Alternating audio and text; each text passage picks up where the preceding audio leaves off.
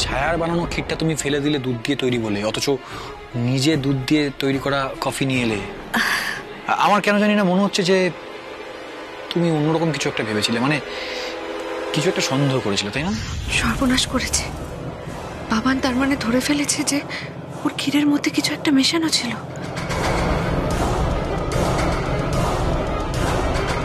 কি হলো পুষ্পা ভাই, চুপ করে আছো কেন? তার মানে তুমি ছায়াকে সত্যি সত্যি কিছু একটা মেশাতে দেখেছিলে, তাই তো? না না, আমি কিছু দেখিনি। ভালো চাও তো সত্যি কথা বলো। আরে আরে কিটানু বাবু, আমি ঝুট বাত কিনো বলবো, আমি একদম সহি বলছি। আপনার বিবি তো সুইট ম্যাডাম আছে, ও আপনার নামে শাখা পরে সিন্দুর পরে আপনাকে কত ভালোবাসে। ওর ব্যাপারে আমি খালি পিলি ঝুট বাত কেউ বলবো? ও তো আপনাকে খুব ভালোবাসে, তার জন্যই তো আপনার জন্য ক্ষীর বানিয়ে নিয়ে এসেছিল। ভালোবাসা? ভালোবাসা না চাই। সত্যি তুমি তার মানে কিছু দেখোনি, তাই তো? না না কিটানু বাবু, আমি কিছু দেখিনি। ঠিক আছে, যাও। তা আমাকে এই সব কথা কেন জিজ্ঞেস করছেন কিটানু বাবু?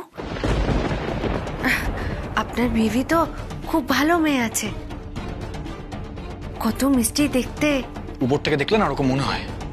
হ্যাঁ, আমারও তো তাই মনে হয়। মুখে হয়তো অন্য কথা বলছে, কিন্তু দিল মে অন্য কথা আছে। কি কথা?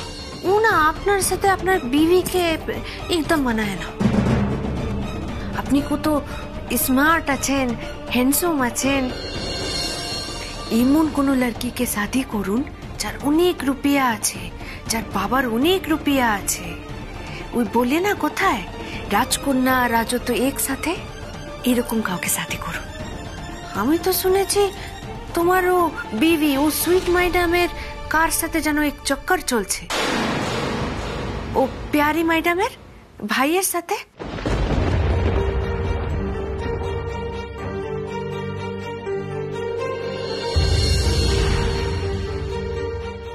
ताई तो बोलছি ओ बीवी को घर से निकाल दो।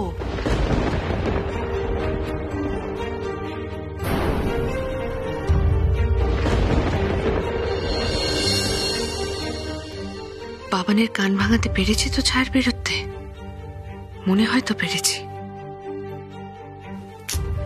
চলতে হো। পুষ্পা ভাই, তুমি তুমি আমার একটা কাজ করতে পারবে? हाँ बोलिए ना, क्या काम?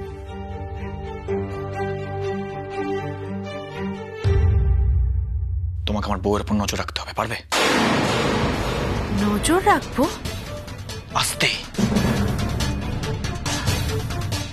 খুব গোপনে নজর রাখতে হবে, পারবে? हाँ हाँ পারবো পারবো, কেন পারবো না? আমি সব নজর রাখবো। চলতে হো।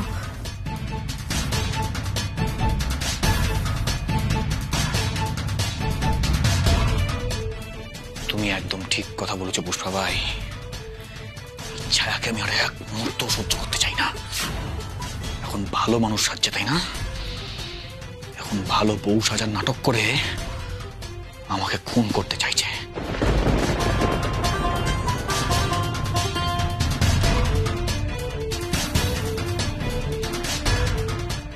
এই রিপোর্ট হলো তার প্রমাণ। তুমি আমাকে খুন করবে, তাই না ছায়া? তুমি কিছু বুঝে ওঠার আগেই আমি তোমাকেই খুন করে ফেলবো। ভুলে যেও না, আমার নাম বাবান সেনগুপ্ত। আর এবার এমন কিছু করব যেটা ভয়ঙ্কর হবে, যেটা তুমি কল্পনাও করতে পারছো না।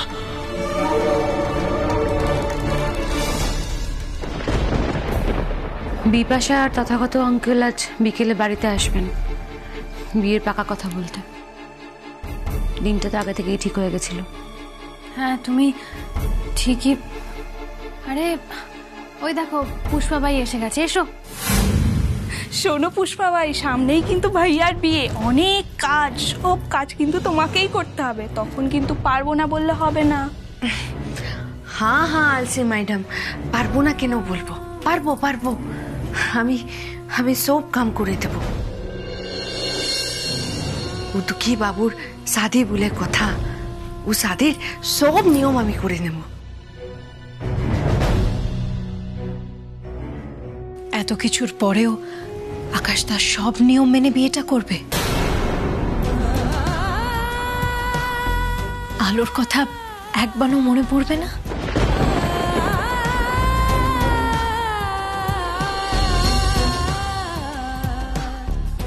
এত ন্যাকামি করার কি আছে ছায়া? তুমি তো সবই জানো, ভাইয়া তো আলোর কথা একেবারে ভুলে গেছে। মেজদি ভাই, আলো তো আমার নিজের দিদি, সেই জন্য আমি না কিচ্ছু ভুলতে পারছি না। ভুলতে আমরা কেউই পারছি না ছায়া। যবে থেকে ভাইয়ার বিয়ের কথা উঠেছে তবে থেকে শুধু আলোর মুখটা মনে পড়ে যাচ্ছে। যাই হোক, বাবা বলেছেন যে যত তাড়াতাড়ি সম্ভব আমাদের সমস্ত কিছু অ্যারেঞ্জ করতে, কারণ ভাইয়ের বিয়েটা খুব তাড়াতাড়ি বাবা দিতে চান।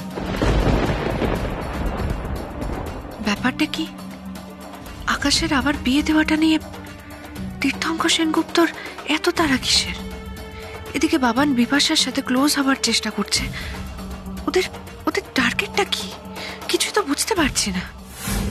এই জেঠু ভাইপোর আসল উদ্দেশ্যটা কি? টাকা? বিপাশার বাবার টাকাকে কাজে লাগিয়ে নিজেরা ফুলে পেঁপে উঠতে চায়? কি চায় ওরা? কি চায়? এই ধরনের ভয়ঙ্কর মানুষদের কোনো বিশ্বাস নেই। আমাদের যতই মন খারাপ হোক না কেন, সবাইকে কিন্তু কাজ ভাগ করে নিতে হবে। কি হলো পুষ্পাবাই, তুমি বুঝেছো তো?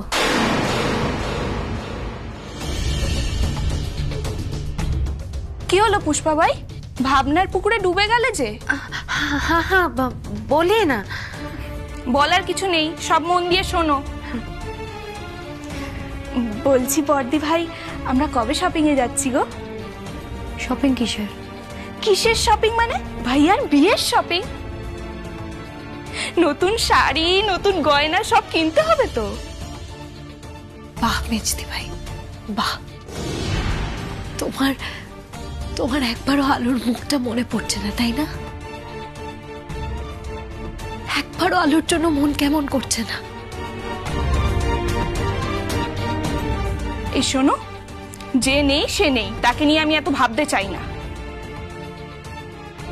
আর আমাদের জন্য শপিং না হোক না হোক, কিন্তু মিনিমাম বিপাশার জন্য তো কিছু কিনতে হবে। বেশি কিছু কিনতে হবে না, বিপাশার জন্য শুধু শাড়ি কিনলেই হবে। বিপাশাকে আলুর গয়না দিয়ে সাজিয়ে দেওয়া হবে।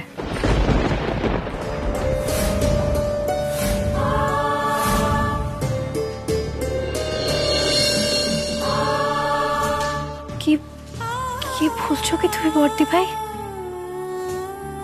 বাবা এটাই চান ছায়া, তাই আলুর সমস্ত গয়না মা আজকে আমার হাতে তুলে দিয়েছে। জেঠিমণি এতটা কঠিন কি করে হলেন? মা চাননি এটা, এটা সম্পূর্ণ বাবার বুদ্ধি। আজকে তো গয়নাগুলো আমার হাতে তুলে দেওয়ার সময় মা খুবই কাঁদছিলেন।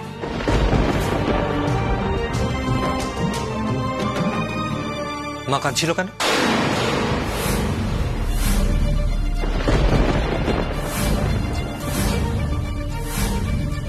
কি হলো বলো তোমরা, মা কাঁদছিল কেন? কেন আবার? ওই তোমার বউ আলো মারা গেছে তাই জন্য কাঁদছিলেন। এতো এত কান্নার কি আছে আমি না বুঝি না। তুই বুঝবি না মেজো, যাদের কষ্ট হয়, যারা বোঝে, তাদের চোখেই জল আসে। আলো আলো আলো, সারাক্ষণ তোমাদের মুখে এই আলোরই কথা। তোমরা আলোর জন্য কষ্ট পাচ্ছ, কাঁদছো। আলো নাকি আমার স্ত্রী ছিল, অথচ অথচ আমারই আলোর ব্যাপারে কিচ্ছু মনে পড়ছে না কেন? কারণ তুই অসুস্থ ভাইয়া। কিন্তু কিন্তু দিদিভাই, আমি তো আস্তে আস্তে সুস্থ হয়ে উঠছি। তাহলে তাহলে আলোর ব্যাপারে আমার কিচ্ছু মনে পড়ছে না কেন? এত বড় একটা গানের ফাংশন হলো, কিন্তু তাও আমার আলোর ব্যাপারে কিচ্ছু মনে পড়লো না। কেন?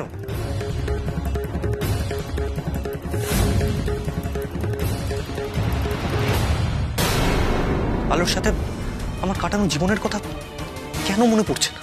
আমি আমি জানতে চাই, আলো কে ছিল, কেমন ছিল? আমি আমি আলোর ব্যাপারে অনেক কিছু জানতে চাই। আমি আমি জানতে চাই আলো আমায় কতটা ভালোবাসতো, আর আমি আলোকে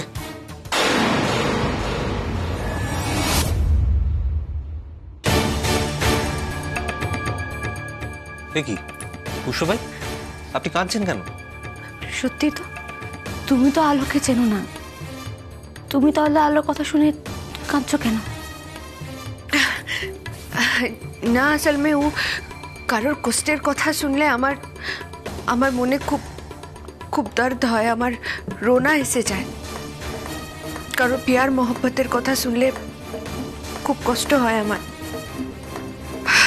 বিশেষ করে दोनों प्यार करने वाले যদি বিছড়ে যায় আমার মনে খুব দর্দ হয়।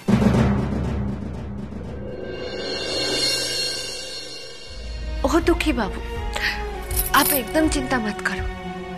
আপনার তো বিবি মরে গেছে, দেখবেন আপনার নई বিবি আপনার বহুত খেয়াল রাখবে, আপনার জীবনটা একেবারে আনন্দে ভরে রাখবে। ওহ, চুপ করুন তো আপনি।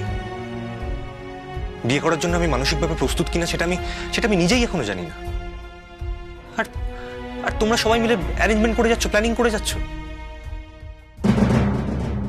আমরা কেউ কিছুই করছি না ভাইয়া, সবটাই শুধুমাত্র বাবা চাইছেন বলে হচ্ছে। বাবা চাইলেই তো আর হবে না, বাবাকে বোঝাতে হবে। আমি অন্য কোনো মেয়ের সাথে সংসার করতে এখনো মানসিকভাবে প্রস্তুত কিনা সেটা আমাকে আগে নিজে বুঝতে হবে। তোমরা প্লিজ বাবা মাকে বলো বিয়েটা নিয়ে এত তাড়াহুড়ো না করতে। আমার জন্য যদি বিপাশার জীবনটা নষ্ট হয়ে যায় তখন? আর বিয়ে হলেই যে আমি ওকে ভালোবাসতে পারবো এমন তো কোনো সিওরিটি নেই। ও মা, এতে আবার সিওরিটির কি আছে? হ্যাঁ, তোমার তো আলোর কথা কিছু মনে নেই, আর মনে পড়বেও না। আর যদি মনে পড়ে যায় তখন যদি মনে হয় আলো ছাড়া এই জীবনে আর আমি অন্য কাউকে ভালোবাসতে পারবো না, তখন কি হবে? কি আর হবে? আলো তো মারা গেছে, ও তো আর কোনোদিনও ফিরবে না। মানুষ মরে গেলে কি সবসময় তাকে ভুলে যাওয়া যায়? যায় না। আর আমার সাথে যদি সেরকমটাই হয় তখন কি হবে? আমার আর কিছু বলার নেই, তোমরা এটা নিয়ে ভেবে দেখো।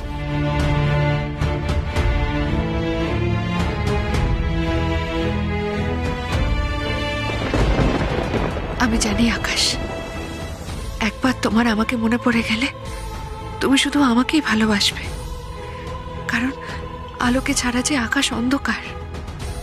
আমি তোমার খুব কাছেই আছি আকাশ, আমি তোমায় জুড়ে আছি, আমি তোমায় ঘিরে আছি, আর আমি থাকতে কেউ কোনোদিন তোমায় ছুতে পারবে না, কেউ না। আবার বিয়ে দেওয়া তো দূরের কথা।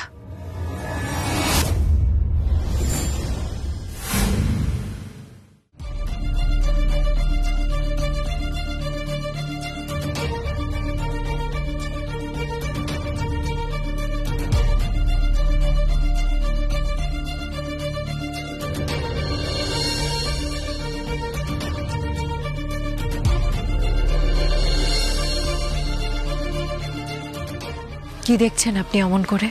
আপনাকে এই কদিনে আপনি কিরম যেন বদলে গেছেন ছায়া। জানেন তো আজ আপনাকে কিরম পর বলে মনে হচ্ছে। এই পৃথিবীতে কে আপন কে পর সেসব বিচার করা খুব কঠিন দীপজয়।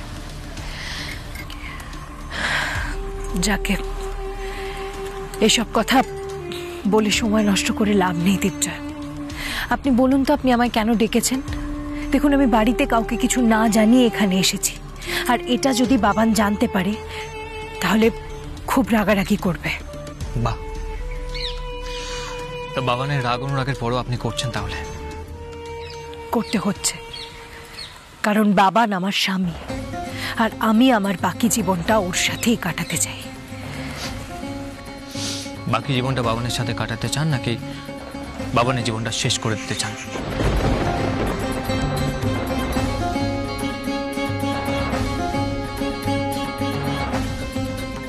আমি সব বুঝে গেছি ছায়া, আপনি বাবানকে খুন করে প্রতিশোধ নিতে চান।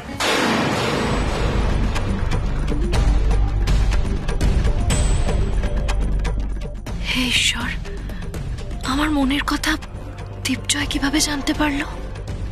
কি হলো ছায়া, আমি ঠিক বলছি তো? প্রতিশোধ? কি কি কি প্রতিশোধের কথা আপনি বলছেন? আলোর মৃত্যুর প্রতিশোধ ছায়া।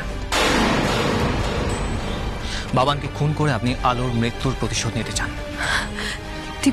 দীপজয়, আপনি এসব বাজে কথা কেন বলছেন? আমি কোনো বাজে কথা বলছি না ছায়া, আমি একদম সত্যি কথা বলছি। আর সত্যি কথা বলছি তাই আপনি আমার চোখে চোখ রেখে কথা বলতে পারছেন না। বাবানকে খুন করার প্ল্যানিংটা আপনি কি করে করতে পারলেন ছায়া? আপনি একবারও নিজের কথা ভাবলেন না? বাবানের মতো একজন খারাপ মানুষকে খুন করে আপনি নিজে এত বড় একটা ক্রাইম করতে চান? তারপর আপনার কি হবে ছায়া? আপনার বাকি জীবনটা আপনাকে গড়াদের পেছনে কাটতে হবে। আমি কি করবো ছায়া? কি হবে আমার? কি করবো আমি ছায়া? আমি এসব নিয়ে আর ভাবছি না দীপজয়। প্লিজ ছায়া, প্লিজ প্লিজ, আপনি আমার কথাটা একবার শুনুন। আপনি এসব ভাবা বন্ধ করুন। আপনি জানেন না বাবান কতটা ভয়ঙ্কর। প্লিজ ছায়া, এরকম করবেন না আপনি। আপনার এই যে পরিবর্তন, এই পরিবর্তন দেখে বাবান কিন্তু বুঝে যাবে বাবান খুব চালাক ছায়া, ও আপনার ক্ষতি করে দেবে ছায়া। তাই আমার কথাটা শুনুন, আপনি প্লিজ এখন আর ওই বাড়িতে ফিরে যাবেন না। আপনার কি মাথাটা একেবারে খারাপ হয়ে গেছে দীপজয়? আমি আমার নিজের শ্বশুর বাড়িতে ফিরে যাব না?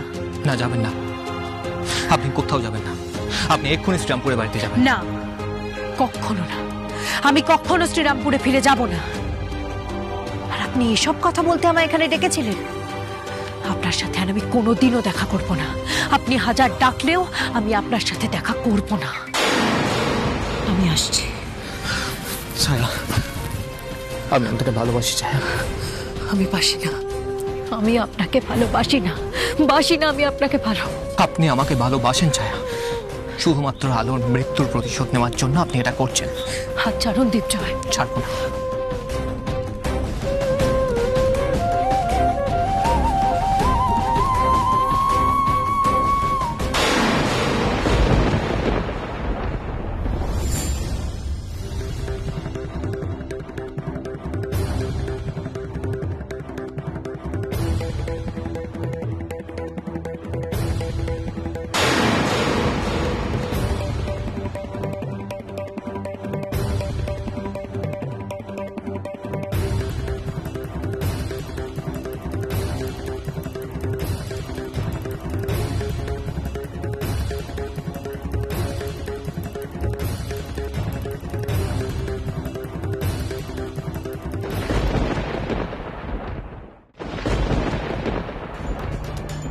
কি হলো দীপজয়? ছায়া কোথায়?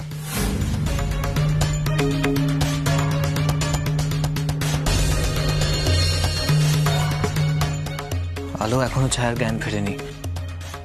আচ্ছা, আগামী 7টা দিন আপনাকে ছায়ার খেয়াল রাখতে হবে। এই 7 দিনের মধ্যে আমি বাবানের খেলা শেষ করব, ওর আসল রূপটা সবার সামনে এক্সপোজ করব। কিন্তু আলমদি, ততদিন আমরা ছায়াদিকে কি করে সামনে রাখবো? ও তো আমাদের কোনো কথাই শুনবে না। দেখো বাসন্তী, তোমাদের ছায়াকে বোঝাতে হবে, যতদিন না আমি বাবানকে শাস্তি দিতে পারছি ততদিন কিন্তু আমাকে এই পুষ্পাবাইয়ের সাজে থাকতে হবে। হ্যাঁ, আর বলছি আলো, বলছি ওই সেনগুপ্ত বাড়িতে ওখানে যদি ছায়ের কথা জিজ্ঞেস করে আপনি কি বলবেন? সে কি বলবো আমি ভেবে রেখেছি, কিন্তু এবার আমি শ্রীরামপুরে মাসিমণিকে ফোন করে ওরা কি বলবে সেটা আমি ওদেরকে বলে দেব। তারপর তারপর ওরাই বাবানকে ফোন করে যা বলার বলবে। আমি রাখছি দিচ্ছি। আচ্ছা আচ্ছা আচ্ছা।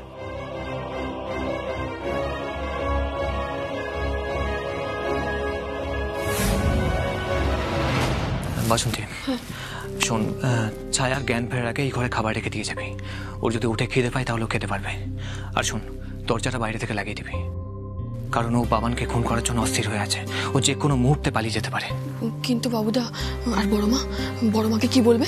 বড় মা কি এসব কোনো কথা শুনবে? মাকে যা বলার আমি বলবো, তোকে এসব নিয়ে ভাবতে হবে না। কারণ ছায়াকে এই ক্রাইম করার হাত থেকে আমাকে আটকাতে হবে। ওর জীবন, ওর ভবিষ্যৎ আমি নষ্ট হতে দেবো না, কিছুতেই না। চল এখান থেকে, চল। চলো।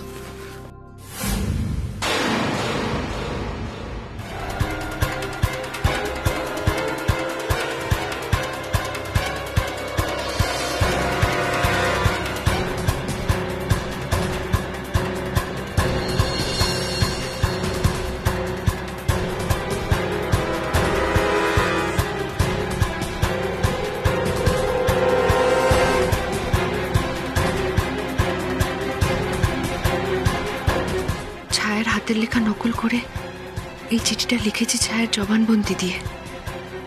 ভালোই নকল করেছি ছায়ার হাতের লেখাটা। আসলে ছোট থেকে দুজনে একসাথে পাশাপাশি বসে লেখাপড়া করেছি, বড় হয়েছি, তাই হয়তো পেরেছি। যদিও অন্য কারোর হাতের লেখা নকল করাটা অন্যায়, কিন্তু আমি আজ এটা ছায়ার ভালোর জন্যই করেছি।